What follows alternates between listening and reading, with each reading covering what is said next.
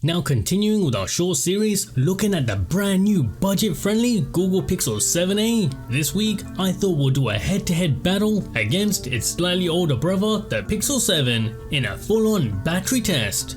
So without further ado, let's hit that start button and jump right into it, putting both phones through their paces as if they were being used on a normal day. So let's start off by making sure there's no apps running in the background, they're both set to the same brightness level of 84% and using a similar volume setting. So now that we have that out the way, let's start off round 1 with a couple different social media apps, with first up being Instagram. Oh, and speaking of Instagram, if you're not following me already, why not? And as always, you can grab my live wallpaper creations right from my Epic Live Wallpaper app. And don't forget to visit the request section and boost any that you guys want to see made next.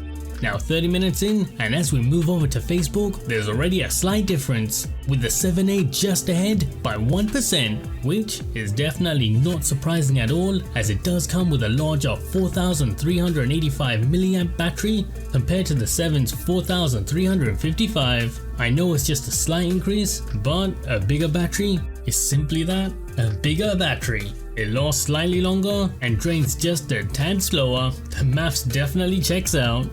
And 15 minutes longer, the lead just keeps growing.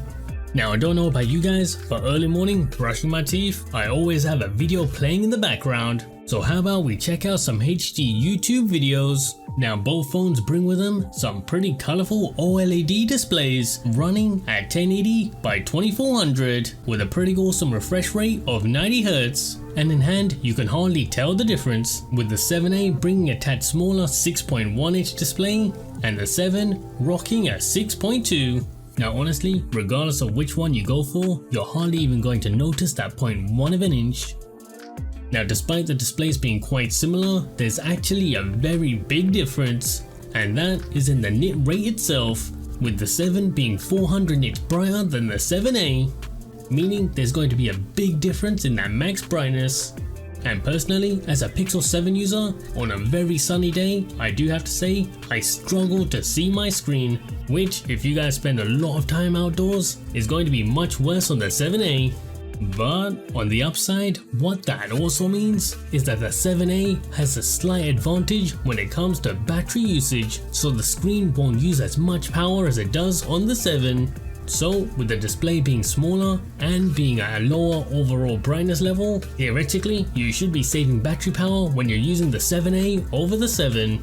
2% I guess is see, now at this point I did expect it to be a bigger lead. Well, yeah, alright, fine. Maybe it's just not intense enough. Let's really heat up the phones with a couple different games and some heavy network usage. Starting with Survivor, which loads in hundreds of different on-screen elements at once, which can be visually quite chaotic. And to push the GPUs even harder, Real Racing 3 for some fast-moving 3D objects with gyro options for steering. Now of course, with both phones running exactly the same Tensor Gen 2 chip, unsurprisingly, they seem to be handling the games almost exactly the same. Now of course, it's a little bit difficult to tell within the time-lapse itself, but the speed of the user interface is literally the same. So on that front, regardless of which one you go for, in terms of user experience, you're not going to notice any difference at all. Now having said that, despite all of the remaining hardware changes and cutbacks, the difference in battery usage only seems to be about 4%, and it's definitely quite consistent with it. So how about we jump back into YouTube for a long music session?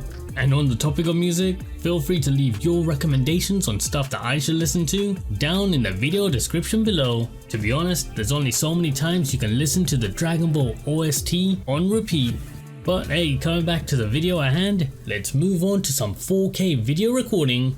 And this year, between the two phones, the biggest difference is definitely the cameras, with the 7a bringing a brand new set of camera lenses with much higher megapixel counts.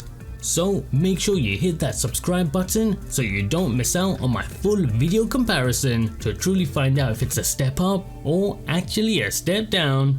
Now almost 5 hours in, and as we head into another gaming session, the 7 has really started to drop off, with the clear winner of the first half being the 7a. So now let's start up round 2 and deplete the remaining battery.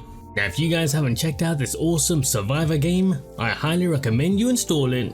It's got super cute graphics and quite simple mechanics. It's definitely very engrossing, so much so that I've actually hit the reset timer on the clock itself. Great, simply fantastic. My first comparison video, the phone dies, and here we have this. Anyway, don't worry, I'm going to whip out the calculator right at the end. So putting that aside, let's continue on with some games, video, camera recording, TikTok, and on we go. Now as for all of the video recording so far, we're going for full resolution 4K 60 FPS. And by doing so, just like any other device, sadly, the chip's going to run crazy hot. You may even see these temp warning messages popping up from time to time. So with this, for those of you curious, you're only going to be able to really record for about 8 to 10 minutes at a time. Now about 2 hours into our new clock, the 7 has dramatically dropped off, with the 7A somehow still retaining 27, which is definitely quite odd. For some reason, the biggest drop off was in that last piece of video content. So at this point, it's just a matter of time until the 7A wins. But having said that, the 7 is somehow holding on to that last 1% for quite a while. It's holding, and finally it's dead, at which point the 7A still has 18% left in the tank. So the clear winner here is definitely the 7A, but how much longer can it truly last? So at this point, let's fast forward and continue to push it as hard as we can.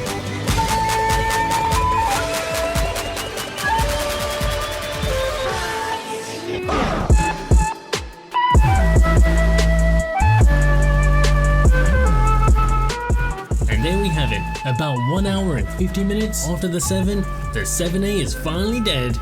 So after some quick maths, the Pixel 7 lasted just over 7 hours, with the 7A coming in at a whopping 8 hours and 53. So the undisputed winner here is definitely the Pixel 7A. But, now this is going to be a big but, this isn't only due to the fact that the Pixel 7A has a smaller screen, bigger battery, slight step back in screen quality, but also the fact that the Pixel 7 isn't fresh out of the box. I mean, I have been using it for about 7 months now. For those of you who saw my Pixel 7 vs 6 video, where the 7 came straight out of the box, it lasted about 9 hours as well. So clearly there's probably some battery wear here, but in my opinion, I'm going to put this massive decrease in performance for the Pixel 7 down to software updates, which of course those of you who've used Pixels in the past are definitely going to know they're going to be hit and misses. Speaking of which, whilst putting this video together, Google have actually released an update to address some software bugs, including apparently the battery as well. Regardless, putting all of that to one side, let's say the Pixel 7 software was on par with the 7A's. Due to all of those battery saving hardware changes, I'm more than 90% sure that the Pixel 7A would definitely have won this battle. But what do you guys think? Should I go again with the latest software update and see what happens? Or are you in the same boat as me, with the clear winner being Google's brand new budget friendly Pixel 7A? If you like this video and want to see more just like this, make sure to like and subscribe to help support the channel. And why not check out some of my Android customization videos. See you next time on Into the Parkerverse.